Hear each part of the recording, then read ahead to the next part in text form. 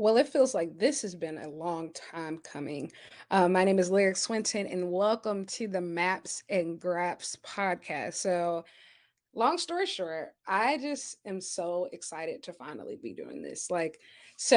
I am no stranger to public speaking in I don't want to call it my real life because, in my opinion, wrestling is real life, but in my life outside of wrestling, I've been a public speaker since I was 4 years old, a TEDx speaker, activist, protest. Like I've been in front of a camera for my entire life and always involved in, just trying to save the world in whatever my black Hermione Granger brain tells me to do.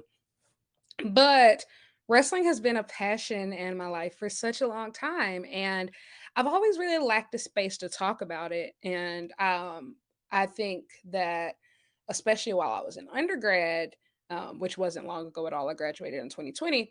But I was always so busy. I didn't get home until like midnight most nights because I was always busy on campus. So, like, my love for wrestling really kind of waned. Um, and I wouldn't even say even totally waned, but it was just more so like always took a back burner to everything else that I was doing. Like I didn't have the capacity to watch on, weekdays, and then on weekends I'm always busy. So I never really got to get into it in the way that I would have loved to. And I was just always so busy. And I was a sport and entertainment management major in undergrad, trying to get my foot in the door. And I had a great professor who would he got me backstage twice actually for WWE shows, but that was really as much as I could do. Um and I just knew like that wasn't exactly what I wanted to do, like, just doing like any odd job. I knew that that wasn't what I wanted to do, but I knew I was still excited, and I knew that. And AEW started like right at the tail end of my college career. And by then, like I was already invested in like I went to Forbes that year. I was studying abroad that year. Like I was already getting involved in like the political scene. So I really didn't have any time to really like dive in. Like, even though I became a sport and entertainment management major because I wanted to work in wrestling, I didn't really know what was possible. Like I wasn't exposed to anything outside of WWE, and I didn't know. Like I watched a little bit of TNA when I was growing up, but while it was on Spike, but that was it. And I didn't know about like Japan or anything. So like the past year has been so crazy. Last year, Monday Night Raw came to my hometown on my birthday, on my actual birthday. And so like it was like, why not go? Even though like obviously I check in for Wrestlemania major shows, like check in with AEW for pay-per-views every now and then, but I wasn't a real day-to-day fan. So I went on my birthday last year. It was good. I went with my brother. We had a good time, but it was okay to see my faves. Like I saw Bianca Belair, who is my absolute fave. I love her. But it was just like, okay, it wasn't enough to get me like back in the saddle. And so a month later in March, actually the last day of March, I make if AEW was coming to South Carolina for the very first time. And so I made like a last minute decision to go. And like I got one of my friends to go with me. That was the first time I've ever gotten convinced one of my friends to go to a wrestling show. And that was the night that Tony Storm debuted. I had seen on my face that night, and I was like, whoa. Like I was so just into it. But even then, like, life just kept that was around the time that me and my best friend, and another one of our friends, we had just launched a documentary called The Backbone, which ended up being really, really well received around the world. And so I was still kind of busy, but I'm trying to get back into wrestling again. And I get into I start seeing these clips like I'm trying to, and I start seeing clips on Twitter, and I'm trying to like understand where all this stuff is from, because it's like one thing about wrestling is if you take any type of time off of being a fan, whether it's a couple hours or it's a couple weeks or it's a couple years, like the whole landscape has changed. And so that was around the announcement of Forbidden Door. And I'm like, man, this is cool. Like I had always heard people talk about Japan, especially around like the time when AJ Styles came to WWE. Everybody was talking about his Japan run. I love Shinsuke Nakamura in NXT. I loved what I saw from Kota Ibushi in the Cruiserweight Classic. I loved Zack Sabre Jr. from the Cruiserweight Classic. So like there's always been a part of me that had wanted to expand, but I either didn't have like the resources to be able to explore the other sides of wrestling or just didn't have the time. So I thought the announcement was of Forbidden Door was really dope. But it was just announced at that point, and all the road was leading to Double or Nothing. And I hadn't watched Double or Nothing actually in a couple years. And so I remember I saw an Eddie Kingston promo on Twitter, and he was just like, um I tried to drink my demons, but they know how to swim. It was right before Anarchy in the Arena, and I hadn't decided whether or not I'm going to pay for the pay per view or not. But like I watched that an hour before the pay per view, and it caused me to purchase it. And I just remember I had a blast watching Double or Nothing, and then the whole leading into Forbidden Door. I don't even know half of the Japanese wrestlers or people from New Japan just coming from to AEW, but I'm just enthralled watching TV every week. Like I love it. And I watched Forbidden Door and it changed my life. Like I watched and I just became obsessed. And it's been really cool because I, for the first time after that, just started planning to go to shows to see wrestling, like outside of just whenever it comes by, my hometown of. So I went on my first wrestling trip, like planning to go to Full Gear, and I plan to go to Final Battle, Ring of Honor Final Battle, and just all steamroll from there. And like now I am, well, we're almost basically a year later, and I have consumed an unreal amount of wrestling and other wrestling related content from multiple promotions from all over the world. And Kenny Omega said this best of just like AEW is kind of like a gateway drug into like, all these different styles of wrestling. And I completely agree because I'm just in love with, just learning about all of these different styles. So that's what brought me here of just I have been able to learn about so much beauty in the wrestling community over the last year of like purchasing AAA pay-per-views for the first time, purchasing New Japan pay-per-views for the first time, watching Nova shows, not Nova, Noah shows, watching Stardom, watching TJPW, watching DDT, watching, even older AEW content, Ring of Honor, just so much great professional wrestling is out there all over the world. And I've been able to experience some of it. And I just want to share some of that love that I have for it with the rest of the world. So that's why I call it Maps and Grabs, because I love wrestling and I love traveling, which actually go very well together. And so last month, I went to the UK and I was able to go to a Rev Pro show for the first time and finally get an understanding of the Brit rest scene. And I love it. And I would love to go again. And I also am planning to go see New Japan when they come to America for their DC Capital Collision show. And so plenty of other things too.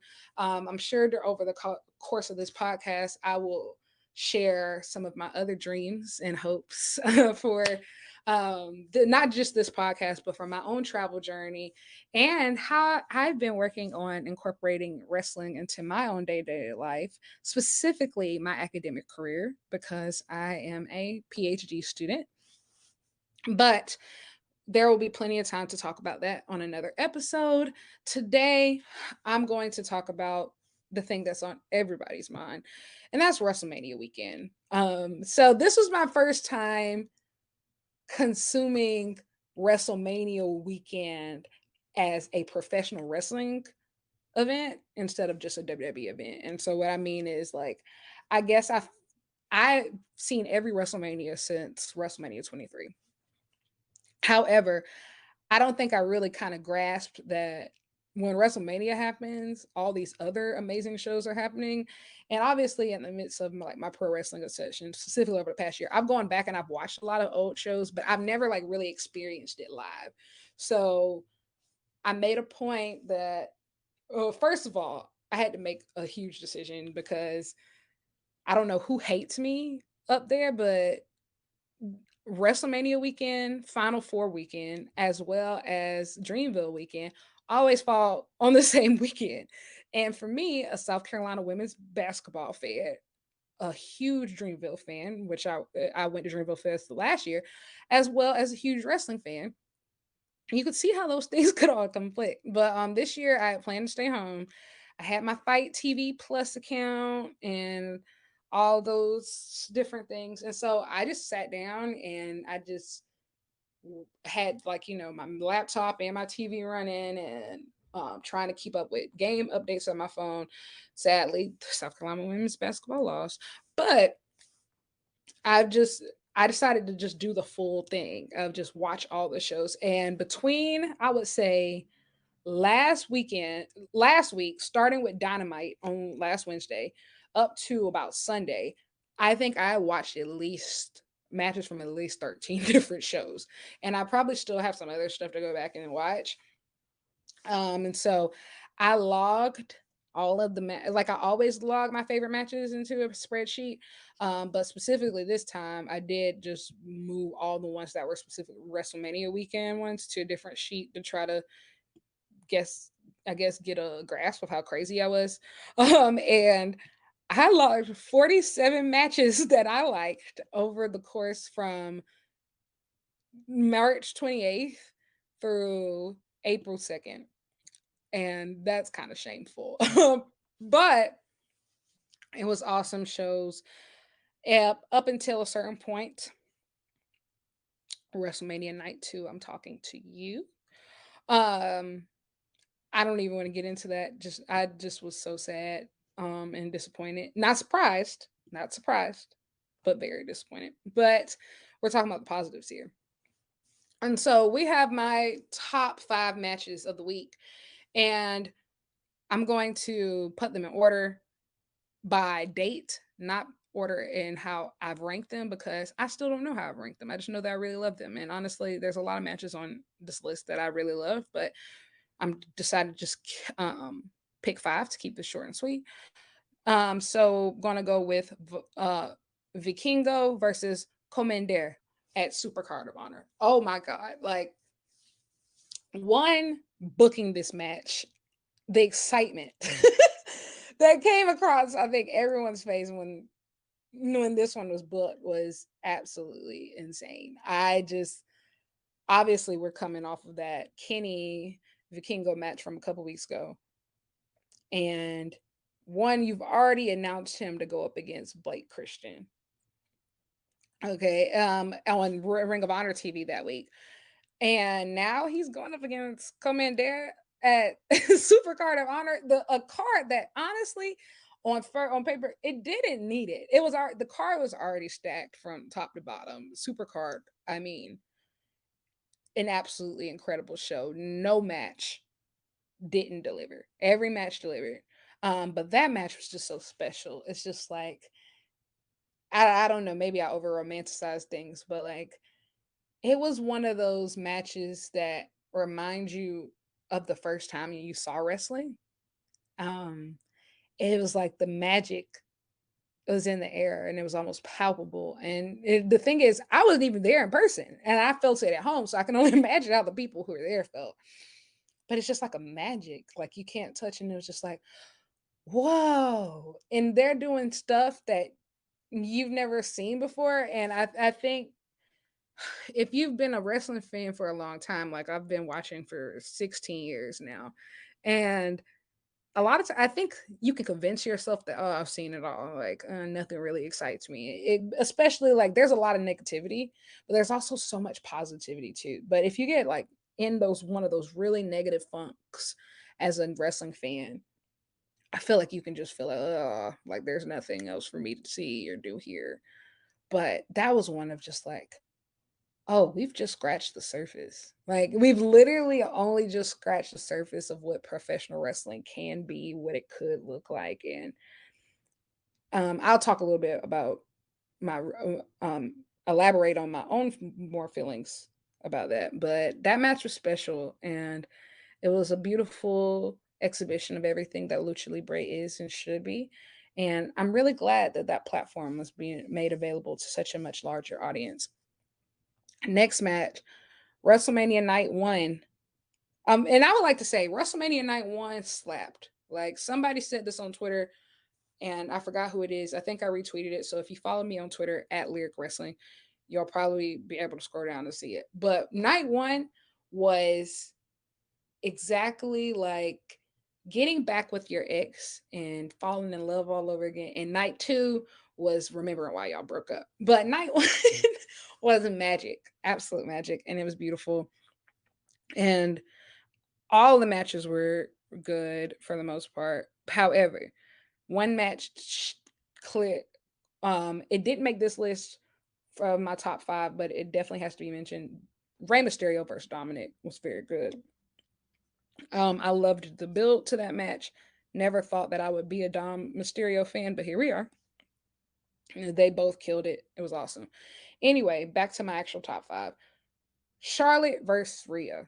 Um, in my opinion, that was easily one of the best WrestleMania's women's matches of all time. One of the best WWE women's matches of all time, period. I believe that maybe Charlotte's best match, and that's saying a lot because obviously she's had like a Hall of Fame worthy career, but and I think it was a star making moment for Rhea. That match was special, and I will say I think Charlotte gets a lot of flack sometimes for whatever she does or doesn't do, depending on whoever you ask. However, when she turns it on, it is very clear that she is one of the best in the world to ever do this. In addition to being naturally talented, she has a big match mentality. And I think a lot of people don't know what that is or will never be able to understand it, but she gets it. She is one of those people to where if you have her on your card and she's at a major show, she even if she is not in the main event, she's going to give you a main event caliber match. And her presence is, I think, a lot of people in wrestling, men included, would kill to have that type of presence, you know? And like, I feel like I said, Charlotte gets a lot of flack, I think, especially now with the four horsewomen of just now. I think Bailey is starting to get her flowers a lot more. Becky was the fan favorite, obviously, and like obvious Mercedes slash Sasha was always the best bout machine out of all of them. Like, you wrestle Mercedes Monet or Sasha Banks, you're going to get your best match, period. And I think Charlotte got a lot of flack because people have always felt like she's been given a lot of things and forced into situations that she didn't deserve, which may or may not be true, depending on who you ask. However, make no mistakes, when it came to WrestleMania Night One this year, she proved that she is exactly who she believes she is, and she is the queen. And Rhea was also great in that match, but like I think I really focused in on Charlotte is because like I don't think we've ever seen Charlotte as a baby face being that strong. And she bumped her ass off in that match. Like, I didn't expect her to take all those neck bumps. I said, "Whoa, she hooping! Like, she's really hooping." She was very intent on making Rhea a star that night, and that's exactly what she did. It was very much so shades of Sasha and Bianca at WrestleMania 37. Amazing match. Up next, Sammy and KO versus the Usos. I love tag team wrestling. That's no secret. And I love this match. And man, the emotions. The emotions. I think that's just more so the thing that really carries this match. The emotion of one, you have Sammy who's going through this crazy journey with the bloodline with the Usos, but also the crazy journey with Roman and some people. me included, felt like he should have won in Montreal, but we know how that goes. But for him to be able to still, I think, get a happy ending was really awesome. And to do it with Kevin Owens and knowing where both of them come from, PWG to Ring of Honor to NXT to the main roster to being friends, being foes, being brothers. Oh, it was beautiful, and it happened in California, and they had the gorilla on their shirts. I was just crying, like the whole night one was so many emotional moments, and I'm just a bucket of tears, and it was awesome, and it just it reminded me of, like, why I fell in love with wrestling in the first place is these stories, and I think I love KO and Sammy winning so much is because those are two guys that, even though technically they've been in WWE a while now, they still feel they don't feel like WWE though. And I mean that in the sense of these are always in a sea full of characters. They've always felt like very real people. They come across as very real people. As always relatable underdogs. The guy, and when everybody else is being larger than life, they've always been so. And I'm not saying anything is wrong with those larger than life characters because some of them work very well. Um, but for them, they've always still felt like, just two indie wrestlers trying to, break into the business and take nothing for granted. And I think that's what's always endeared them to the audience. And it's definitely what endears them to me. And I'm just so happy for them. Like, it makes me smile just thinking about it. Like, I'm just so happy for them and their careers. And I wasn't watching like Ring of Honor and PWG at the time, like when they were in there, but I have watched their careers since their NXT debuts, both of them, and obviously I've gone back and watched a lot of their older stuff now, but I'm just so proud of them. Next, Drew McIntyre versus Gunther versus Sheamus for the Intercontinental Championship on WrestleMania Night 2. Incredible match. I mean, that was real grabs.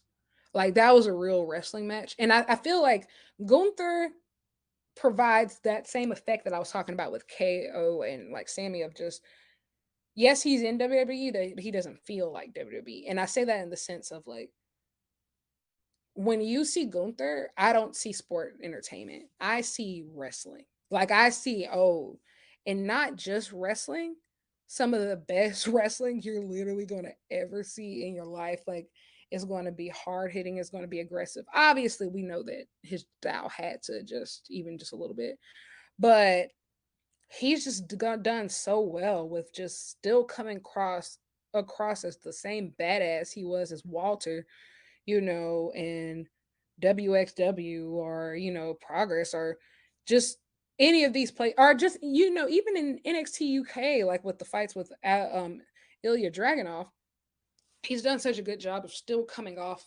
as this authentic European bruiser.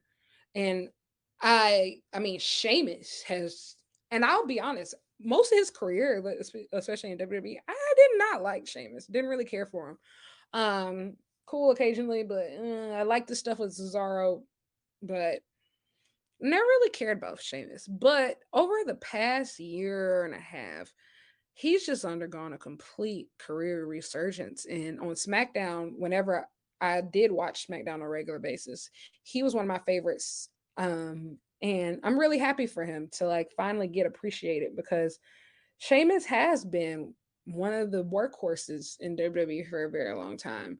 And Drew McIntyre. Drew McIntyre for me is a lot like Cody.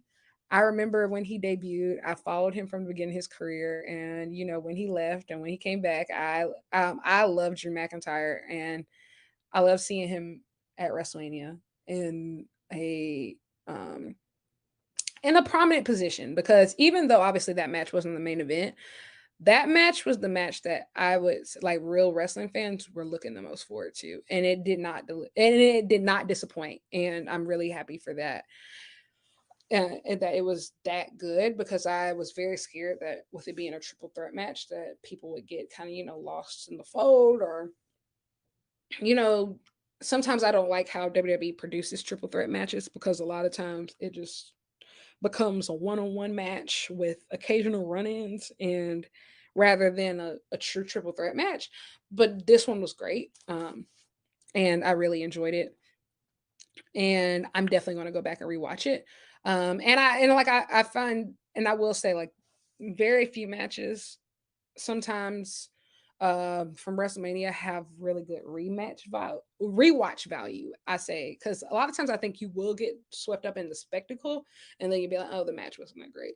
But I will say this year I was pleasantly surprised. There are quite a few matches that I am very very excited to go back and rewatch because they were really good. Most of them are from night one, but night two did have a few great matches with Drew, Gunther, and Sheamus being one. But the other is also Bianca Belair versus Asuka. The EST retained and the longest reigning black champion in WWE history of all time. Some people are upset that Bianca retained. I don't care. I don't care. Now I do admit, like, I don't know who else she gonna face because she can't face Rhea until next year, but that's not my problem, and I only really watch for pay-per-views anyway, so we'll figure it out at Backlash. Anyway, my last top 5 match of the weekend was a match that I wasn't even expecting. I forgot that this was even happening that this past weekend, but Shingo Takagi versus Aaron Hanare from Road to Sakura Genesis. Obviously, Japan wasn't on a lot of people's radars this weekend on the wrestling wise, particularly when so many Japanese stars came to the US. Shout out to DDT as well as TJPW having great shows in LA over the past weekend and really showing what they can do. I can't wait to see more of them in the States. But the Road to Sakura Genesis show had Shingo Takagi versus Aaron Hanare in the first ever Ultimate Triad match. So the rules for an Ultimate Triad match is the winner is the first person to either to pin, submit, and get a 10 count over their opponent.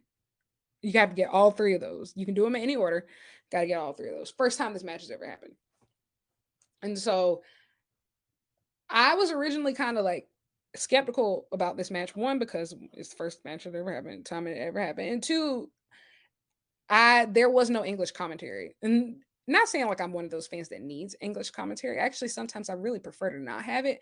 But I knew like most of I think in New Japan's like English announcers were doing like WrestleMania weekend like stuff. So that was fine. But the only reason why I would have preferred English commentary is just because it was the first time this match has ever happened. So I kind of wanted more clarification on the instructions. However, I was able to figure it out about like a quarter of the way through. So, no harm, no foul.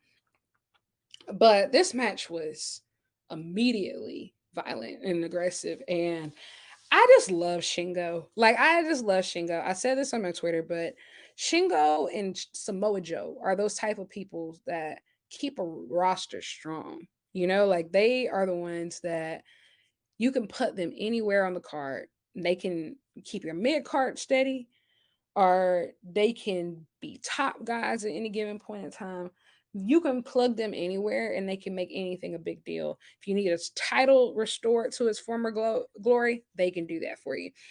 We've seen it with Joe, his run with the TNT Championship, as well as that ROH TV Championship, the King of Television. But specifically talking about Shingo here, this match was for that King of Pro Wrestling title, which essentially could be meaningless, honestly.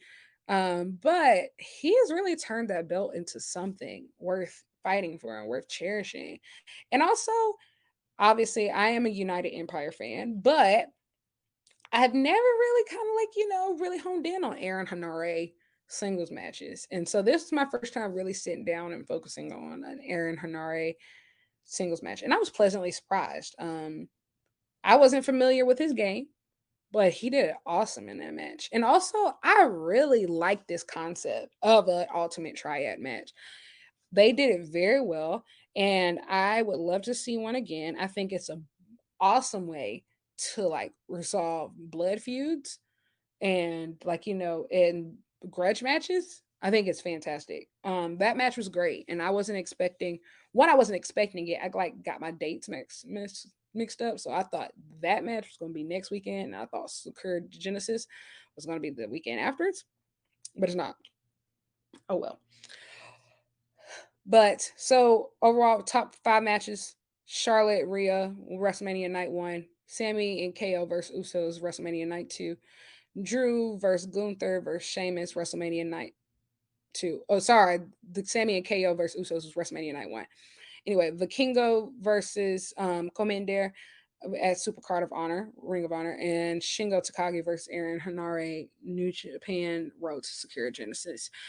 And moving on to the MVPs of the week and the whole Mania weekend, I'm gonna give it to two people.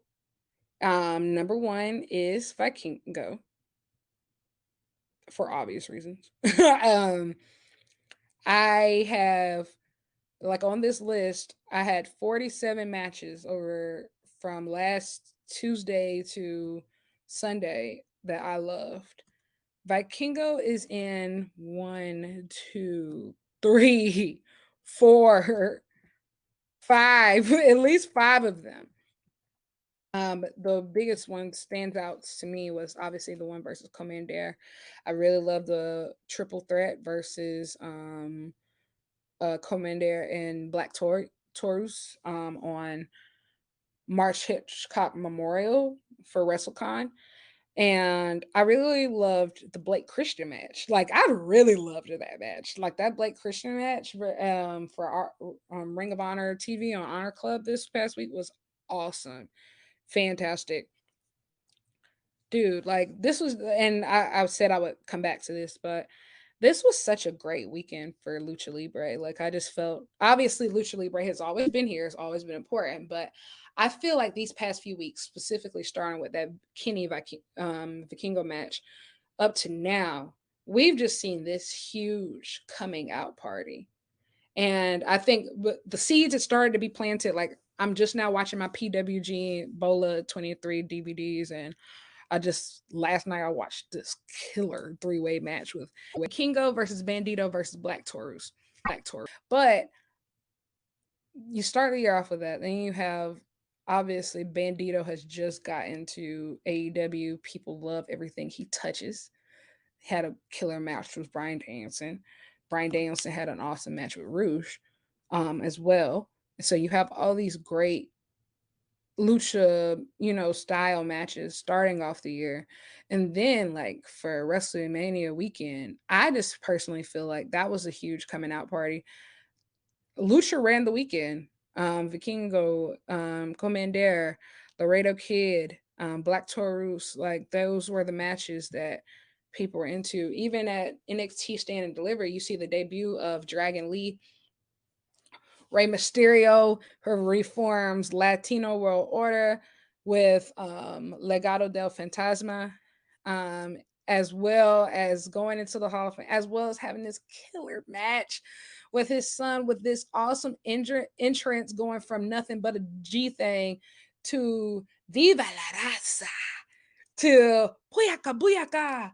And it just shows you like, and I would be remiss to forget Conan's just amazing speech talking about how Ray changed the game and brought Lucha Libre to new heights. And I think this weekend was a reflection of that. And going back to that Vikingo Commander match from Supercard of Honor, you could see it in everybody's eyes of just like none of us have really seen anything like this before. Like it made me, it literally gave me goosebumps because you hear older wrestling fans always talking about that WCW cruiserweight division and our young Rey Mysterio, and I can't speak to that because I was born in 1998, and so much of that stuff happened while I was either not born or a baby. But you always hear people talk about these glory days of like this cruiserweight division. And there's another match on here that like Leo Rush versus Kushida and a lot of the work he's been doing made me think about that of just I feel like we're in this, this resurgence of what heavyweight slash cruiserweight can do.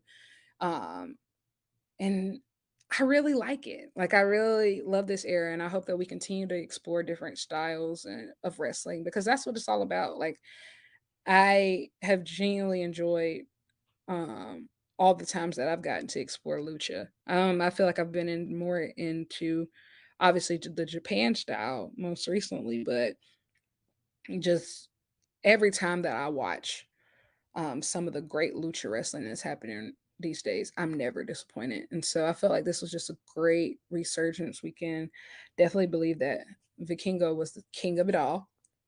Um, but he was the MVP of the week. But Lucha Libre as a whole was the MVP of the week. But my other MVP of the week is the Ring of Honor Women's World Champion, Athena. I've been following Athena for quite a while. I remember when she got signed to WWE and became Ember Moon, and it was good. Like, don't get me wrong, it was good. It was good. But what she's on now, she's on a whole different level. Like, and in my opinion, the only champion who may even be able to step to her right now, who is on her level as far as like, quality of title defenses, and I'll talk about like all over the globe, is maybe Jamie Hayter. We'll see after this match with Riho tonight. But last week, you have Athena going head to head with Yuka Sakazaki and Emi Sakura back to back, like, and having these amazing matches. And I truly believe that Athena is on the run of her career. As of right now, she is Women's Wrestler of the Year. And I think she's only going to get better, which is the scary part. She's only going to get better. You can tell she's hit her stride. You can tell she's confident, and you can tell she's hungry. And even in the Ring of Honor, Supercard of Honor press conference afterwards, the media scrum, she was talking about people she wants to face, talking about Mercedes, talking about Masha Slamovich. That is what I want. I want that match. Like, I came out of this weekend, there's a lot of fantasy matches that I would like. There's a lot of matches that I would like to see. But there's two specific I want to see. Alex Coughlin versus Claudio Castagnoli after watching Alex wrestle against John Moxley at Bloodsport. I want that match. But most importantly, I must have Athena versus Masha Slamovich. Whoever books that match, I love you. I love you now, but I will especially love you then. So just throwing that out there. And there's a lot of negatives that have come out of this whole weekend. But honestly, I really want to focus on the positive of just how wrestling makes me feel. And it made me feel so special this weekend. Like, I felt like a giddy kid. Like, when it was good, it was great. When it was bad, it was terrible, and I wanted to cry. But the good moments were just so good. Like, I felt so special, and if I felt like a kid again, and remembering why I fell in love with this to start with, and it was awesome. And I just love this time in wrestling because I feel like, one, for fans are, figuring out that, hey, you can, there's options. Like, there were so many companies, so many different promotions, so many different like things to do this past weekend, even if you weren't in LA. Like, and I'm really thankful for Fight Plus because it was able to Fight Plus specifically allowed a lot of people to participate in a lot of the great wrestling that was going on without breaking the bank. And it's a great investment. And there's some other, High Spots Network, and there were so many different options. And I love that.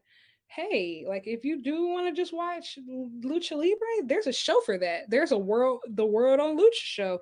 If you want to watch queer wrestling supremacy, Effie's Big Gay Brunch, they got you. If you want to watch, strictly black wrestling for the culture, they got you. If you want to go to a wrestling type of event without actually seeing any wrestling, go to Wale Mania. They got you. Like, there was just so many different options. Like, if you want to have a weekend and not want to go to any of the actual WrestleMania events at all, you just want to see other promotions, cool. There's Supercard of Honor. There's the Impact New Japan Multiverse United show. You know, like there's just so many options. And I think that's cool. And I think second is seeing talent, like the talent end up exactly where they need to be. Like I see the great work people like Leo Rush is doing in New Japan, seeing Athena in Ring of Honor. You know, you I feel like we're in a season where we're seeing a lot of talents who kind of like, you know, have been a lot of places in their career. People are ending up exactly where they need to be, and like they are just adjusting so well and having a blast. And you can tell, like, I think the best wrestling is when the actual wrestlers are passionate about wrestling, and you can tell, like, when they are just excited about their craft and excited about what's next, it makes you excited, and I feel like it really just boosts being a fan. And so I'm excited. By the time you all listen to this, it'll be the day after Dynamite. But as of right now, Dynamite is still tonight, and I have to go to class. But I'm excited for what's next in wrestling, and I'm so excited about these next couple episodes of this podcast. I'm so excited. Like I have so many crazy, crazy, crazy, crazy ideas that I can't wait to share, and so many cool future episodes that I'm working on because I don't want this to be any type of, you know, one thing. Like, you know, this isn't just the AEW space. This isn't just a New Japan space or a Noah space or just a Stardom space or even like the occasional WWE space. This is a wrestling space from all of the great styles and performers all across the world who are doing amazing things that inspire me want to travel more, want to work harder. And I'm just excited to explore these maps and these graps with all of you. So until next time, I must bid you all adieu. Mwah! I'm just kidding. I'm not Kenny Omega. But I do hope that you all have an incredible week. If you want to keep up with me, you can follow me on Twitter at Lyric Wrestling. And you can follow me on all other social media platforms at Lyric Swinton. But until next time, bye.